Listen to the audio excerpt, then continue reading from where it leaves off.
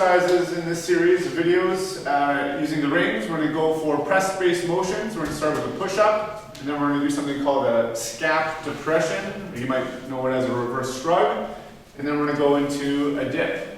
The body lowers down, his elbows travel out, the wrist will follow the elbows. His elbows are slightly lower than shoulder height, so not up here, slightly lower. Good.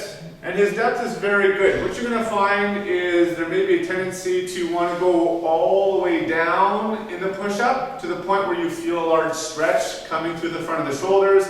We would advise you don't go that low. The muscles are getting stretched out and they can't really produce quite as much force in that position. If DJ wanted to make these harder, he could step closer to the wall, or he could also lower the handles down so that his hands are literally hanging just above the ground. That makes it more horizontal, makes it more challenging. How does that feel, DJ? Feels pretty good. You can drop them down and see what happens. If I make a face plant here, we're just going to let it run. Yes, don't try this at home if you haven't had the right experience, right? Always start at the most accommodating level for the exercise, then get gradually harder.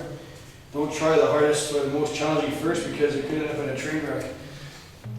The reason you may want to choose to do push-ups on your set of rings as opposed to push-ups on the floor or say a barbell bench press is that there's a lot more core activation and shoulder stability required in the straps. Just because the arms are so free to move in any direction that there needs to be a lot of rotator cuff stability, contraction of all the muscles around the shoulders to help stabilize. DJ is going to now demonstrate an exercise called scap depression or reverse shrug. This would be a progression to build up towards working on a dip. You can do these for reps. You can do this for a sustained isometric hold. Here we go, and he's up, and he's pressing his body up, controlling it down, pressing up, controlling back down. So he's activating his lower traps beneath his scapula to help give his body good support. What we're trying to avoid is having the shoulders cram up into the neck. So once you have the upper body strength to press your body up in a dip position and you've developed some of that stability through the rotator cuff and other shoulder muscles with some of the previous exercises we've talked about, then you could attempt going into a dip. So he's going to get back up to the same position he started with for the scap depressions, but now he's going to actually go through a shoulder extension and elbow flexion based movement on the way down and opposites on the way up. So he's bending his arms at the shoulders and the elbows, really challenging his anterior deltoid and his triceps on the exercise.